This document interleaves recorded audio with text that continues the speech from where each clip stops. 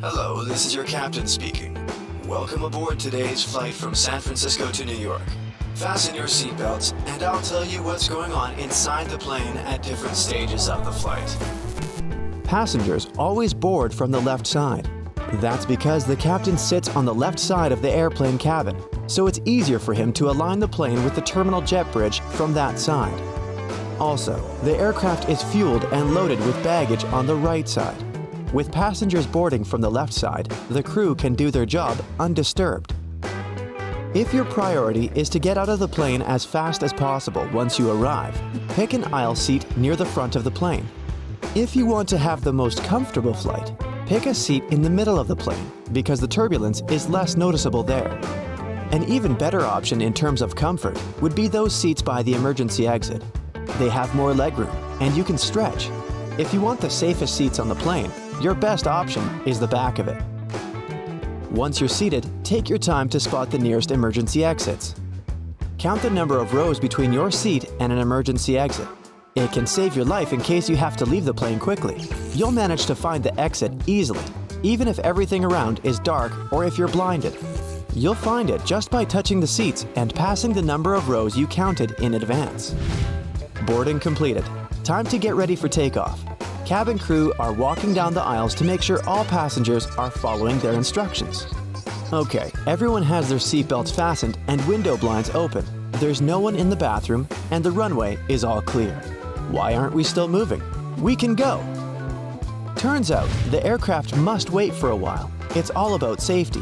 When a plane takes off, it activates two powerful forces.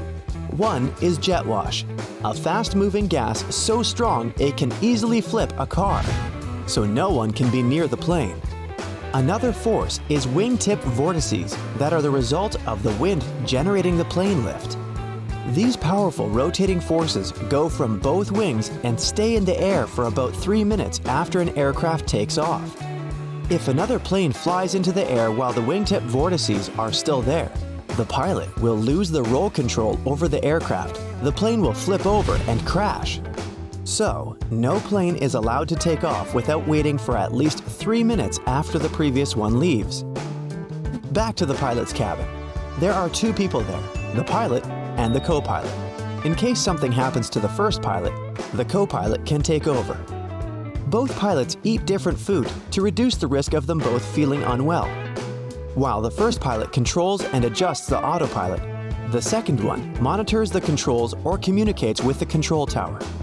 Also, there are checklists for safety standards to be satisfied at different stages of the route. So, while the captain is focused on the route, the co-pilot can complete the checklist and make sure that everything's going according to the plan. Flying is costly, so not only the passengers, but the airline as well want to make the flight as fast and short as possible. The shortest way is always a straight line. Still, aircraft routes look like an arc. It's because the Earth isn't flat like we see it on a map. It's a sphere. So, these lines only appear like arcs when we project them on a map. In reality, they're pretty much straight. Every airline and every plane wants to fly this most efficient way, but there are hundreds of planes flying every day, often in the same direction, so the air highway is pretty busy. The route data of every plane is pre-planned and is uploaded to the system. There are several of those so that the pilot has options if something goes wrong or if weather conditions change. The pilot can set up the right mode, and autopilot can control the airplane within its uploaded route. Keep up the altitude, speed, and direction. The pilots, meanwhile, keep an eye on the autopilot and focus on other tasks like navigating, planning, and communicating with air traffic control. On the ground, air traffic is managed by dispatchers, who watch over planes and make sure they don't get too close to each other. The air traffic is especially heavy in some places, so when an aircraft enters a busy zone, it has to follow a very specific route. There are also specified points called Fixed Navigational Aids, or, shortly, nav aids. Those are devices on the ground that send radio signals in the sky that an aircraft can pick up on. There are also waypoints, which are geographical points on Earth. They're loaded into the GPS system, and an aircraft has to follow them. So basically, The whole route is flying from one waypoint to another all the way to the destination place. Time to start the descent. You can see the plane's altitude on the control panel. The pilots know the plane's speed, so they can calculate at what distance to destination to start their descent. If the altitude is 27,000 feet and the speed is 300 nautical miles per hour, the first number divided by the second gives us 90 nautical miles.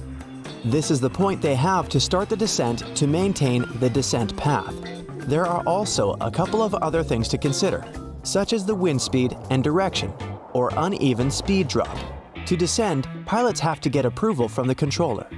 Sometimes, due to traffic, they don't get it right away.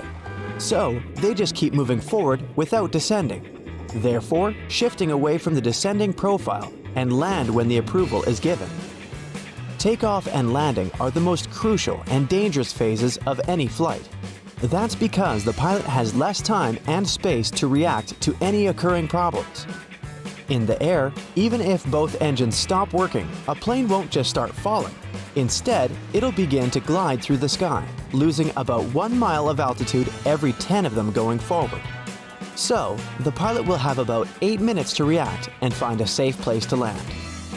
If an engine fails during takeoff or landing, the pilots will only have seconds to decide if they should still take off and deal with the problem in the air or cancel the flight.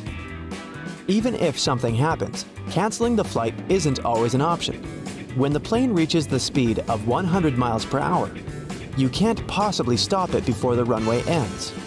And getting off the runway isn't good, to say the least. To ensure everyone's safety, the rules at these stages of the flight are especially strict. You should turn on the airplane mode on your devices to make sure that the signals that devices transmit don't interfere with the plane's electronic systems and don't block the radio's frequency. You've probably heard that clicking sound a speaker makes right before your cell phone gets a call, if it's right next to the speaker. These sounds are what the pilot might hear instead of the instructions while communicating with air traffic control. Even a 1-second interference can cause a lot of confusion. Just some certain types of cell phones can cause this problem, and if it's a combination of factors, the cell phone type, how far away it is from the cabin, and how many cell phones aren't in airplane mode. The cabin crew can't find out which of the passengers didn't put their phone into airplane mode, but the pilots will always know when many people didn't do it. You should keep your window blind open during takeoff and landing for safety reasons as well. This way, your eyes get used to the light or the darkness outside. In case of an emergency, during these risky stages of the flight, people who are comfortable with the natural light will react and evacuate faster, which is crucially important when every second matters. For the very same reason, the lights are dimmed in the airplane. This way, the light will be closest to the light outside the aircraft. Another reason is that if the window blinds are open, people from the outside can see what's going on in the plane. For example, they can see if there's a fire inside and where exactly it is. This way, they can plan the evacuation better. They ask you to fold up your table and put up your seat in the upright position to ensure that in case of an emergency, there will be no obstacles in the way. Everyone should be able to leave the plane as fast as possible. The passengers aren't allowed to use the bathroom during takeoff and landing because there's no seatbelt, no safe escape route with no obstacles, and it's not safe overall. A person can get trapped there during evacuation. The pilot isn't even allowed to take off or land while someone is in the bathroom. And looks like we're ready for landing. Welcome to New York.